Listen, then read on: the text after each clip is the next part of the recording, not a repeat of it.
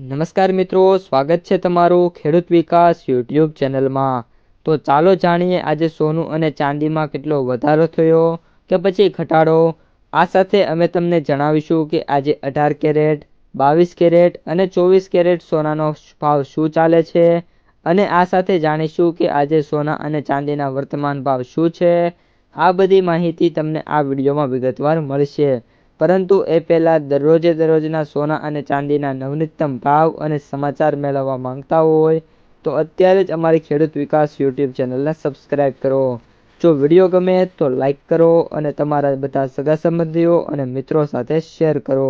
આજના 18 કેરેટ સોનાના ભાવની વાત કરીએ તો હાલના સમયમાં સોનાના ભાવમાં વાત કરીએ તો એક દિવસ સ્થિર રહે છે, બીજા દિવસ ઘટે છે અને ત્રીજા દિવસે સોનાના ભાવમાં ફરી એકવાર વધારો જોવા મળી રહ્યો છે। એ રીતની સ્થિતિ સોના અને ચાંદીની બજારમાં હાલ ચાલી રહી છે। પશ્ચિમ એશિયામાં વધતા તણાવ છતાં યુએસ ડોલર વધતા ટ્રેઝરી યીલ્ડ છે, એના કારણે સોના અને ચાંદીના ભાવ પર સતત દબાણ આવ્યું છે, જેના કારણે જે ભાવ છે ઘટતા પણ જોવા મળી રહ્યા છે। એન્ડ ઓફ ધ ડે ફરી એકવાર રિકવરી પણ મિત્રો સોના અને ચાંદીમાં જોવા મળી રહી છે। આજે 24 કેરેટ સોનાનો ભાવની વાત કરીએ તો 10 ગ્રામે 22 કેરેટ સોનાના ભાવમાં ઘટાડો થયો છે અને 24 કેરેટ સોનાના ભાવમાં 1970 રૂપિયા સુધીનો ઘટાડો। એન્ડ ઓફ ધ ડે ફરી એકવાર 190 થી 200 રૂપિયા સુધીના સુધારા જોવા મળી રહ્યા છે।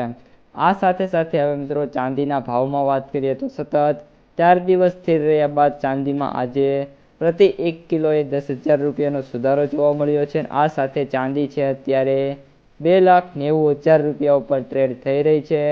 આ ઉપરાંત આગામી સમય છે એમાં જેપી મોર્ગને સોનાના ભાવ માટે લાંબા ગાળાની આગાહી $4,500 પ્રતિ ઓસ કરી છે।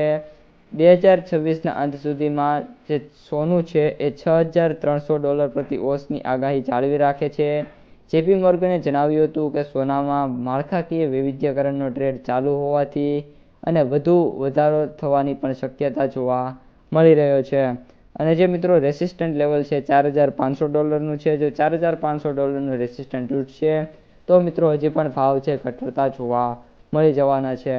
હવે મિત્રો યુદ્ધ જે અત્યારે થઈ રહ્યું છે એના વિશે વાત કરીએ તો અમેરિકા, ઇઝરાયલ અને ઈરાન વચ્ચે ચાલી રહેલા યુદ્ધને કારણે મધ્ય પૂર્વમાં કટોકટી સર્જાઈ રહી હોવા છતાં ભારતમાં સોનાના ભાવ કન્ટિન્યુઅસલી ઘટે છે, પરંતુ આજે સુધર્યા છે।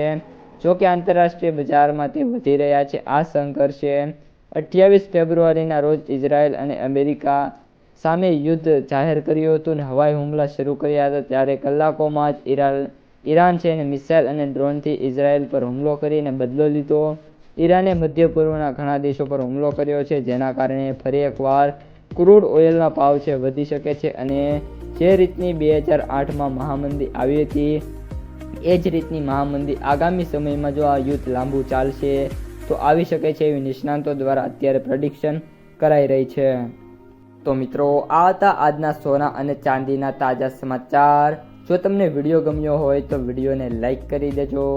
આ સાથે જ તમારા જે મિત્રો અને સગા સંબંધીઓ છે એમને સુધી પણ આ વિડીયોને ખાસ શેર કરી દેજો અને જે પણ મિત્રો આપણી યુટ્યુબ ચેનલમાં નવા છે એ ચેનલને સબસ્ક્રાઈબ કરી નાખજો, જેથી કરીને સોના અને ચાંદીના ભાવને લઈને અથવા તો રોકાણકારો માટેના કોઈ પણ સમાચાર આવે તે તમારા સુધી સૌથી પહેલાં પહોંચી જાય।